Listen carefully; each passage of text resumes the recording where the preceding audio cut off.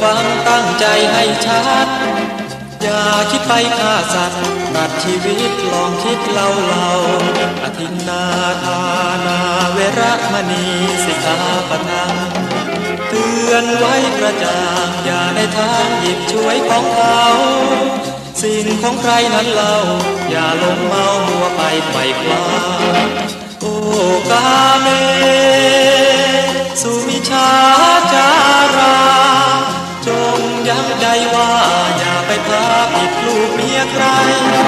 โอ้มุสาวานาเวรมณีสิกขาปะทัง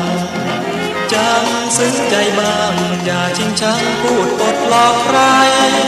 บาปและเวรที่ได้เมื่อตายไปวิญญาณจะทนสุราเมรยะลดละลงบางเถิดนาคำพระทันว่าจะนำพาแต่ทางลมจมอย่าพบทางรื่นรมอย่าง่ายงมในทางไม่ดี